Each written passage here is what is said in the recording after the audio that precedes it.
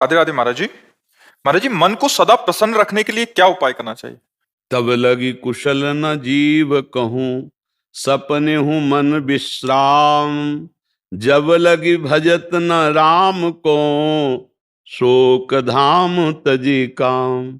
जब तक हमारा मन कामनाओं का त्याग करके निरंतर भगवदाकार नहीं होगा, तब तक प्रसन्न नहीं रह सकता। ब्रह्म भूता प्रसन्नात्मा न शोचते न कांक्षते। वही प्रसन्न आत्मा होता है जो हर समय भगवान में अपने मन को जोड़ता रहता। सा वै मनः कृष्ण पदार विंदयो। देख लो, इतनी अवस्था हो गई आप, कौन सा भोग नहीं जो आप ना भोगे हो, लेकिन क्या मन राजी हो गया? मन प्रसन्न हो गया? नहीं। ईमानदारी से देखो, वो आज भी वैसे ही है। वो कभी तृप्ति का अनुभव नहीं कर सकता। अनेक जन्म व्यतीत हो गए और भी सब भोग विलासिता भोग लो, कभी तृप्त नहीं होगा। वो विश्राम पाएगा तो भगवान, क्योंकि भगवान का अंश जीव कभी प्रकृति से विश्राम प्राप्त कर ही नहीं सकता। चाहे जितना भोग ले, चाहे जितना एकत्रित कर ले, चाहे जितना बैंक बैलेंस कर ले, ये प्रसन्न नहीं हो सकता। आप हमें बताना कि संपत्ति को प्राप्त करने के बाद किसका मन प्रसन्न हुआ? हर्षित होना और प्रसन्न होना में अंतर है।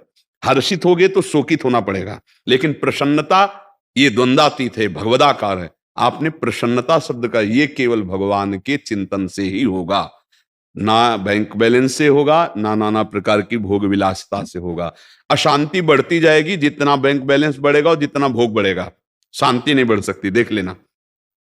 जितना भजन बढ़ेगा उतनी शांति होती चली जाएगी, जितना भोग भोगते जाओगे उतनी अशांति बढ़ती चली जाएगी।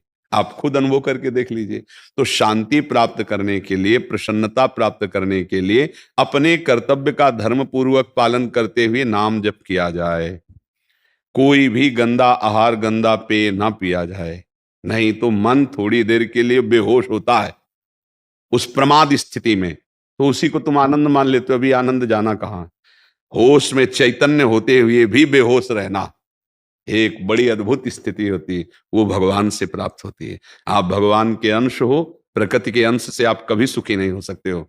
चाहे जितना प्रकृति को भोग लो, कभी मन प्रसन्न नहीं हो सकता।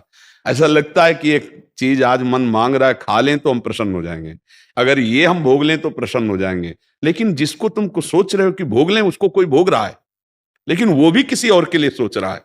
वो भी ऐसा नहीं कह सकता कि अब कछुनाथ न चाहिए मोरे, मैं प्रसन्न हूं, अब मुझे कुछ नहीं, ये नहीं कोई बोल सकता। ये वही बोल सकता है जिसका चित्त भगवान से जुड़ा हुआ है।